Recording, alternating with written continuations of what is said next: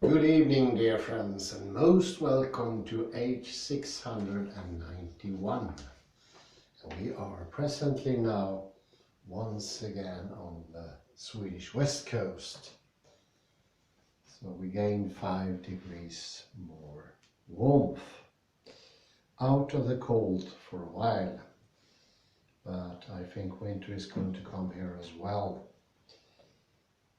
Today I will, speaking about winter and summer are contradictions. They're opposites. And today's lecture is going to be about contradictions. I managed to write everything in Swedish, but I'm going to translate for you. The game of contradictions. We stand, but we also fall with contradictions and oppositions. And we previously meant by the play of contradictions the hollow movement. That is in quantum mechanics reality. So in quantum mechanics, so to speak, the positive side is not a reality, but is rather the play between the positive and the negative that is reality. The play, it's an action.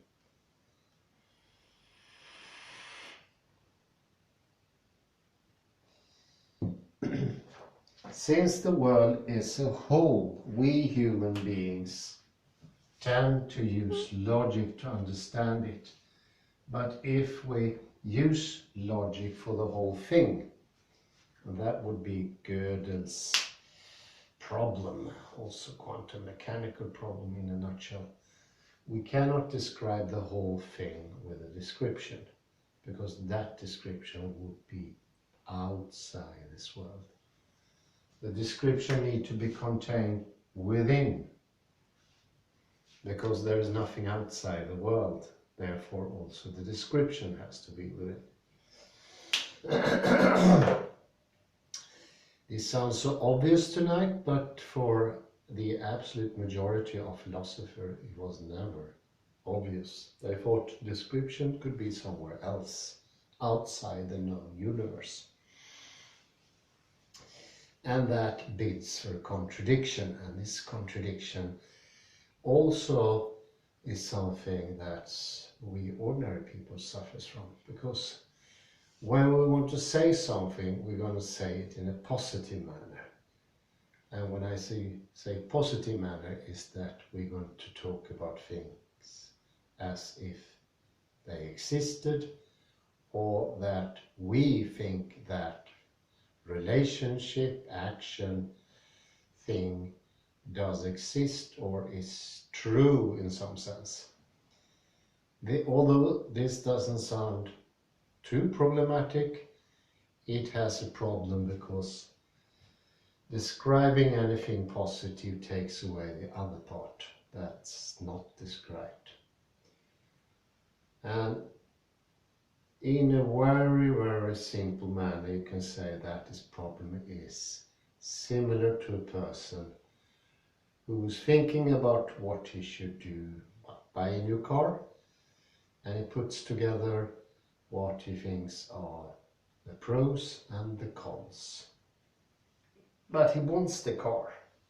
Who's going to put up more pros than cons? We all recognize this, and we tend to do things in opposition, and that makes us go askew, because reality exists, but it's not consistent of the positive or the negative, if that will be the case, which is never is, but if it would be the case, that would not be enough. So that contradiction is helpful in many ways, but it's problematic, and we need to go in between the two oppositions. Otherwise, we'll end up in misery, because reality is a wholeness. And one thing standing for that wholeness, that both David Bohm and a person we study this day, Stephen and Rosen. Both of them share the idea that my Lord Ponty had. The opposition is in the body, because the body is already in the world and the body doesn't take any opposition. So in a way the body is the holo movement, and we can always get back to the body to sort of having that as a guide. The body is more integrated than the mind. That is actually something very close to Eugene Gendlin. He says those things, similar things. So if we have contact with the body, we will not fall into those traps. And this is not a generalized rule. We all fall into those traps because I think that's human nature, and in our way of making decisions there is a problematic side that we tend to diverge into one direction or the other. It's very interesting this. How do you get away from this? If, for instance, if you're getting a divorce, you hate the other person, and that will take you in a way that's not good, because you will lose in the courtroom, for instance. That's usually the case. If you don't like your opponent, you will lose reality, and that doesn't sound good in a courtroom. So you need to be level-headed. I like that expression in English. I'm afraid we don't have that expression in Sweden. But we had another expression called lagom. And lagom could do the trick, but lagom sometimes has the feeling of compromises, somewhere in between the two. Not too cold, not too warm, it's lagom. I think today it serves its purpose. When we use lagom, say, we need to go the way of the lagom, the middle way.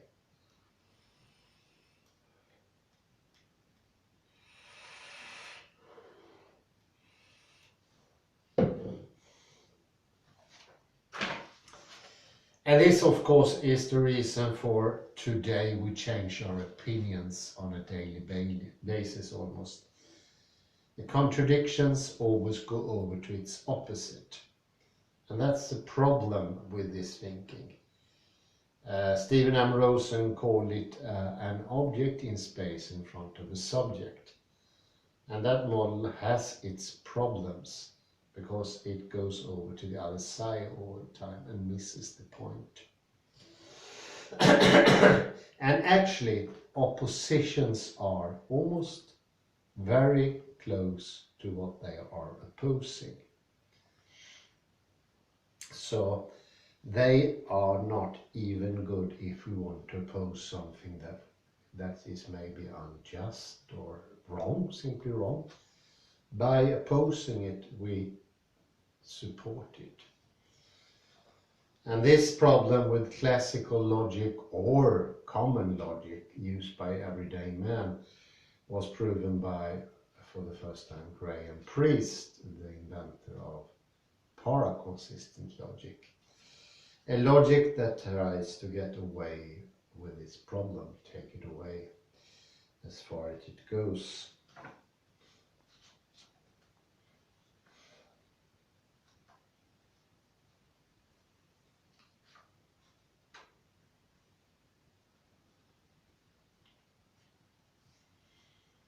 And this is also something that takes away the active subject. We lose our will. Human will, in the terms of contradiction, is not my human will. It is just a stand I take in a constructed world. I have a will of my own, but we often neglect that. That will is the will of the body. The proper seat of consciousness is in the body. It's only the transcendental I that only, this is important, only leans back on oppositions. The body takes opposition, it uses them, but in a regulated manner, not to look at the whole or make decisions from oppositions. I think that's the worst. It's like neglecting reality and say, I used to like this, now I like the other. That's losing reality. It's you are making decisions from the start of something that it shouldn't be. It needs to be both at the same time. I think that's something that De Bono took up in his famous book, You Are Right, I'm Wrong. It's actually called the opposite. You are wrong and I'm right. Odd. You think that the other one is wrong, but you are right for some reason. I took this up with a friend once, and he said, yes, that's perfect. I like that, to have right. Well, there is something called a reality. And in that reality, you will not get a prize for claiming such a one-sided business. It sounds good maybe to yourself, but it doesn't sound good to anyone else. And it doesn't do the trick. We know these negative statements doesn't work in the long run. They never work. They could work in a very, very short while, but often it doesn't do any good. What we need is a direction, and that direction we have in the body. This is something that's a bit tricky.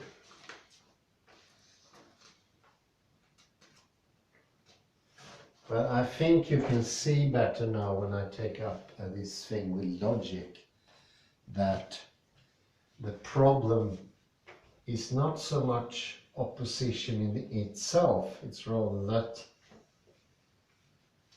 everything always consists of a sort of a whole. There is always a whole.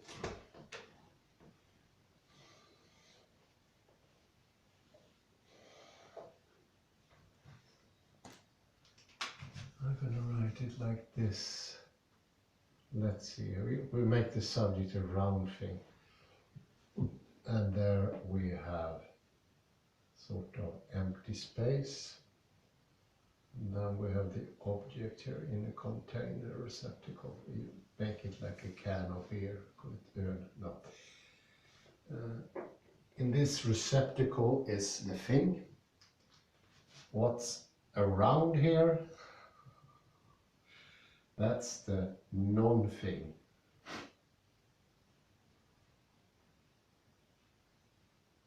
And here we have the thing.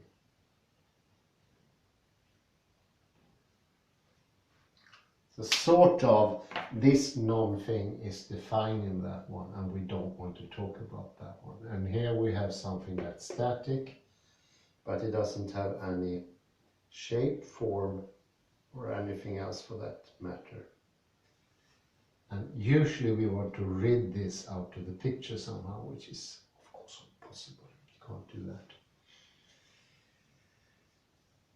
that. There are better ways of looking at it. And one thing is to say that this is one way to use, like a tool. And instead we see reality coming from a point possibly, and it's projecting. And that projection goes into other projections. So we take in one aspect of reality, and we do it several times, and that goes to another aspect start. And this is the hollow movement, where you have this change between the implicit and the explicit. This is a more healthy way of looking at it. And of course, this is overlaying. This is the wave function and this is the particle. They are both in once. And I think that is a possibly better model and this one. This is static. And inside this model is also the idea this is the only model. There's no other model. Maybe that's the biggest problem with this model, because it sort of take away the shifting mechanism. How you shift your focus. You can no longer shift your focus. Imagine your adjustment instrument has stood out in the rain, whatever adjustment instrument it is. Maybe it's a telescope looking at the stars. You forgot it the day before, it stood out in the rain. You wanted to see Stella Artois or something other interesting on the starry heaven, and you forgot it. And the day after, when you want to look at the starry heaven again, you noticed, because you left it standing out in the rain, the adjustment screw became rusty, and no longer can you move it. So you can only see the last star you see the day before. And let, for instance, say that's the brightest star in the Pleiad, as we say in Swedish. I think that star is called the key star. And now all the other stars became blurry. So see ourselves like a night looking at the starry sky. When we change the telescope to look at different depths, or whatever you call it, depths or zoomings.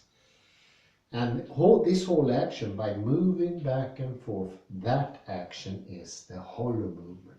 That is reality. And this is a reality that loses its elasticity, its flexibility, and it doesn't produce much result either. It's sort of one-sided.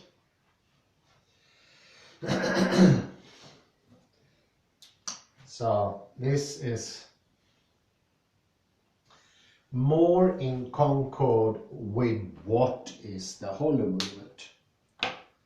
And the hollow movement is a flexible, changeable perception of reality, where we do not make the dividing line so sharp. Instead, this goes slowly over to that, and you can make your cut in between the two wherever you like. You can do it here, you can do it here. And if you do the cut here, a lot of the ideas and properties of the object is going to be by the subject.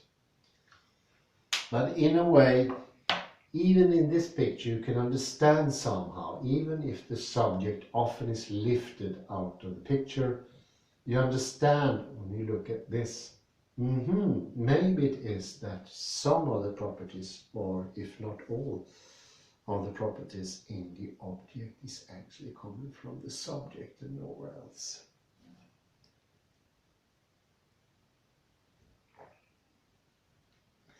This could be compared to the invention of the atom model. The atom model is the most effective tool in atomic theory. It's very effective. Is it something real? Well, not in the ordinary sense. So here we have a problem. The most real thing in atomic theory is not the thing. It's something else.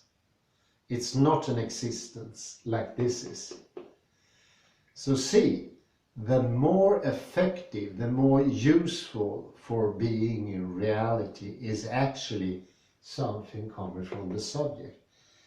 This is also coming from the subject. Everything somehow is connected to the subject. Of course, there's still an object. I don't deny that. But a lot of the explicit properties are coming directly from the subject.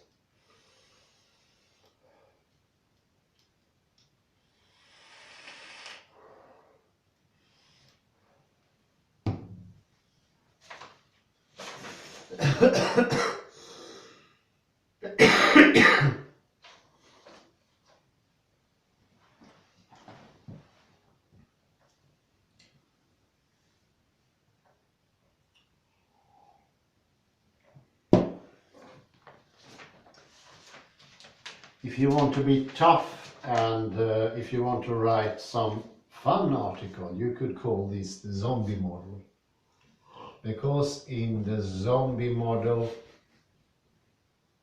the subject is absent, and the objects doesn't really have any life. It's sort of non-living. It doesn't have energy because nothing can happen. Here you have this interesting changing of the focus. Here you only have one focus, and you barely see more than the surface of the object, even, that you say is so fantastic. Well, can you see inside of it? No. Can you see behind it? No. So you don't even see a lot of its property. You have only one property, and that's the surface. So, well, it's amazingly accurate. Actually, this is what zombie is. Zombie is the starry sky onlooker that got rusty. And another thing with this fixed position is that everything gets the same in the end.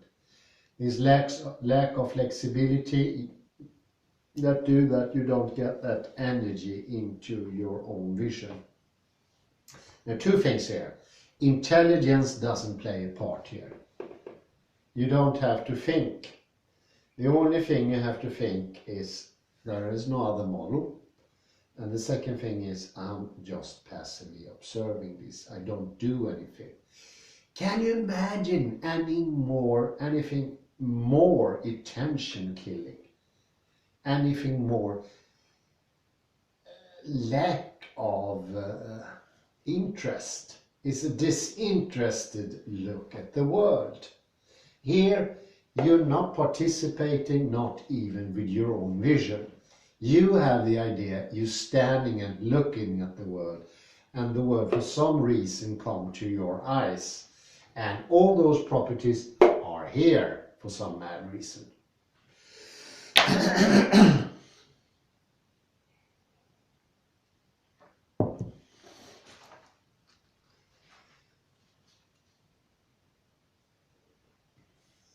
And then you will go the dreadful path of both Plato, Aristotle, Anaximander, Bertrand Russell. It's a depressing way of living because you won't get any knowledge of the world, because the hollow movement is the real world. In this one you have to propose there is another world. I can't see it, I can't have knowledge of it, but it's somewhere out there, and that world I want to get closer to. And this is exactly what Bertrand Russell did. He is striving his whole life to get closer to this something, and he never did. And he ended up a rather bitter man, I heard. He wasn't satisfied at the olden age, even if he accomplished many things. So this is what's going to happen if you sort of linger on in this rather limited way of being. Just give me a second, is this sugar measure that's complaining? Well, I'm gonna ask Kalle some questions here, and I need to inform you that we listened to Stephen M. Rosen, and this is one of those fellows who's very interested in the Klein bottle as a helpful tool. And I'm gonna torture him with some questions. Well, he actually asked himself, wasn't my invention. But does this make any sense? Does this explain how the thinking process maybe been working the last millennia? Do you have any questions about it, maybe? No, this is the other way around from the Greeks. Greeks said you have a horror, they had a horror vacui, that is fear of the empty space. Oh yeah, yeah. Here you have, instead here you don't even define it. No. No, even the Greeks didn't specify or define it. Yes, so it's the thing, object itself, which is significant. Yes. And the horror vacuum, there would be maybe that this border ceases to exist. Mm. And this is a man-made border. That's also an interesting part. Something that Plato admitted is a man-made border. If that border ceased to exist, the whole here would be like a horror vacuum. It's like, and this is rather interesting, just as Kalle mentioned this horror vacuum. Our empty space has really weird properties. And those properties are usually zilch, nothing. And that's rather weird. I understand it when it came with Newton. Then I can understand space is completely empty. But already the Greeks didn't like it, as you say. And this idea, where did it come from that space was completely empty? I don't know that. I think that's rather odd.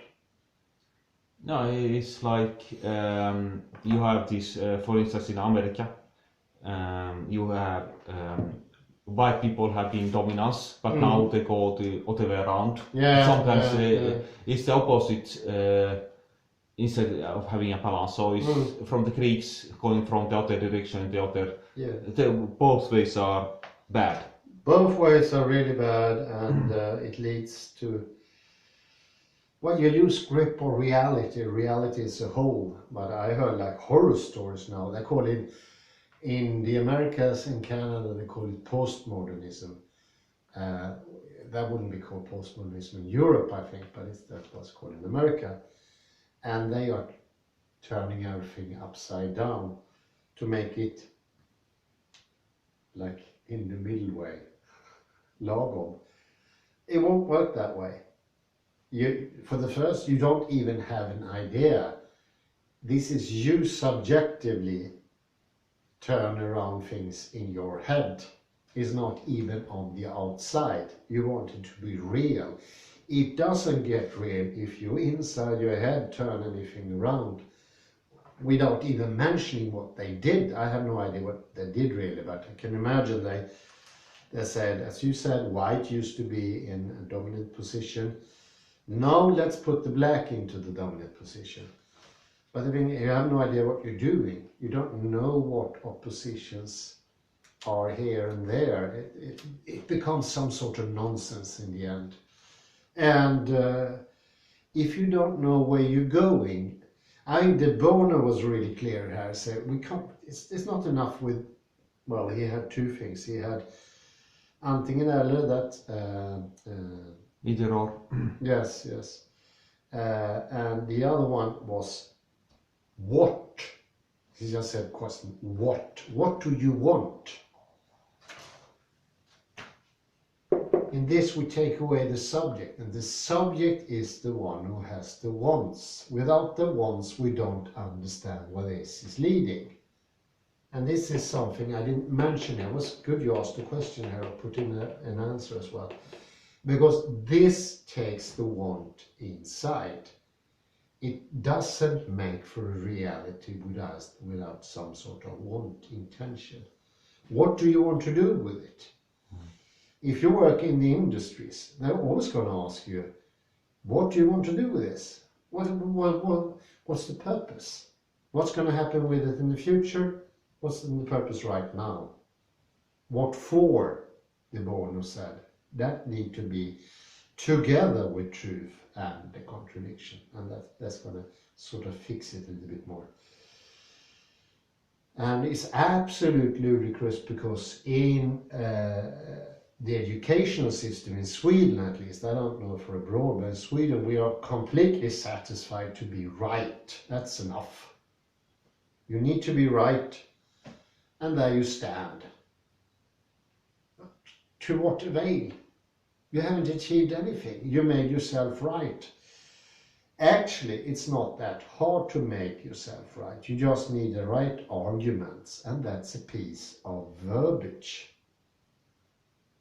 You put words together, and then you make yourself right. In the end, you have done nothing except for arguing for something. it doesn't even touch the ground. It's somebody, the other day we were discussing, somebody heard of somebody who died and got back alive, something like that. And he told the tale that there is a life beyond this life. Listen to this. Somebody heard about a person who told the story that cannot be verifiable. You don't know anything what he felt. And then you put some trust in that hearsay. No, we need to get down to what is really real, the grit. And the grit is somewhere, I wouldn't say in between, but in the movement going from the implicit to the explicit. And you can also call that the contradictions playing out each other. And in this movement, you have what is real, and that is not something fixed. And that's one of the reasons our channel has the name, the ambigram, or has as a logo an ambigram, which is quite delicious, it's very good. And that's because it's not something static. It's related to verbs, not a stain, something that does something. And this movement is not ordinary shallow movement where something is moving in reference to a subject. No, this is movement that doesn't take a reference. It doesn't take an inert point of reference. That's true movement. Because in the classical physics, and everybody knows about this, all movements disappear because they equal out each other. Like all direction equal out each other. And like all time equal out each other. Because if you take all the future and you take all the past, you will end up with nothing. Because they're going to be zero in the end. And if you take all space, you can go 1,000 miles that way, and then you go 1,000 miles back, and then you're supposed to be zeroed out somehow. That's a very, very limited view on the whole reality, and it doesn't make any truth about neither space, time, nor knowledge. It's limiting and limited. And of course that was the view of John Searle. And Derrida was completely right to publish a book that just ridiculed Searle called Limited Incorporated. And he said somewhere that the only thing he sold, there was limitations. He had nothing to do with it. Derrida thought there was no substance to his philosophy, which is quite killing. Now I thought about the ambiguity incorporated. Yeah. Like in corpus. Yes. The body. Limited body, so to say. Yeah, why not? Yeah, it wouldn't be bad. And I think that was killer critique. He said Searle couldn't even be wrong, in a way. And if you know anything about science and philosophy, that's the worst criticism ever. I think it was Paul Feyerabend who made, I think that's Paul Feyerabend's second most famous quote. He wasn't even wrong. That's a smash. Because if somebody is wrong, at least it has some sense to it. It could mean something in some context. And it could thereby be proven wrong. But not even wrong. It doesn't touch us the ground. It's transcendental somewhere else. And that's a killer critique. You're not even in the ballpark. You don't have all the beans in the bags. As it's saying British English, I like that. He is not the full shilling. There's supposed to be 12 pence to a shilling, and that person is sold only 11 pence. It's terrible. Well, I'm just going to mention here, I think that's actually time for another lecture, but out in the East, they try to incorporate this by using another tool that also could be helpful. It goes in the same direction, and I think I mentioned this also 2 years ago. We try to learn it. But now with our new ability of good memory, maybe we can learn this as well. It's called the Chatuscotti.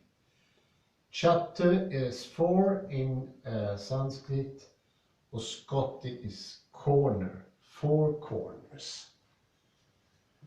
And they use a square, and here you have the negative, and here you have the positive. And here you have the negative plus the positive. And here you have not negative and not positive.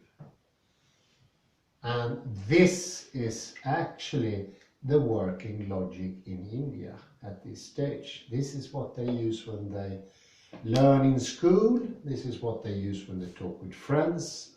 And this is also what they use in business life. And you know, India, the last thing I heard, they are actually richer than Europe.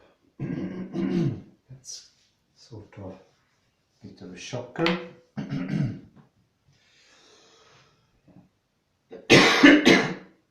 Greek logic only has these two. And to add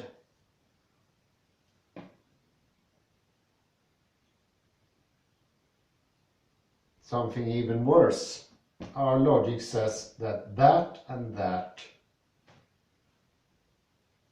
doesn't exist, or even worse, should be outlawed. I think it was Thomas of Aquin who said that the one who doesn't accept that law of excluded middle should be the working law, should be whipped and then hanged,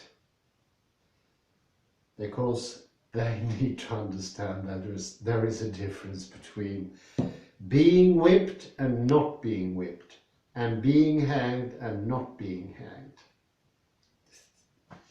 How could anybody argue like that, and why did I have to read it in the philosophy book? I wish I never heard it. This is not thinking, it's just a pun of words, it's not serious. But he's supposed to be a philosopher, I don't know. How could you exclude something that you can think? And just this geometry exists, like this one. You cannot really deny it, it's here in this world. You need to accept this, and above that you need to understand it and learn it. Because this is how the world works. This is a wholeness. And it is everything in this. All the possibilities we can think are here. Because we can think that, we can think this, but we can also say and think this, we can say and think that. And therefore it's quite obvious it exists. Otherwise, you have to come up with a reason why those two things shouldn't exist. And the inventor of the law that these two should go is called Aristotle, but he never made any argument. Not any sentimental argument, neither any intellectual argument, no argument whatsoever. And I am really sorry to say that this is the common law today. This goes and this goes. And we are stranded with this. And if this goes too far, and there is no healing component like the body incorporates two different forces. The ground force and the head force, or the oven force. Everything that is up. So our bodies are already this. But if our minds are deluded in some way and think there can be only two positions, the mind is going to stir the body to cause imbalance. And actually I can feel that. We started with a rather slow movement, and I can feel if I take too much of a positive or negative opinion of some sort, I pull myself out of balance. And I think that is a telltale sign we are wrong in some way. Or unbalanced maybe is a better word. I think unbalanced is better. It's an unbalanced judgment or it's an unbalanced thinking. And those things actually have an effect. And they can be positive and they can also be negative. So my conclusion is the body should also always be allowed to come in and integrate. And from the body, our knowledge stem, the knowledge that is integrated. And then we can use our head and our bodies. And our head is going to be not as dumb or short-sighted or nonsensical like Thomas of Aquino. It's going to be sharp thinking. It's going to be encompassed thinking. Thinking that really sounds the full substance, the real McCoy. More Shakespeare than John Lennon or, God forbid, Joe McCartney or whatever his name is. I don't know. All you need is love or what they say. I don't know. We need a firmer foundation that takes in all aspects of reality, because that's the only chance we can become whole again in a whole world. And I say thank you here from Hisingen, and I wish you a pleasant night.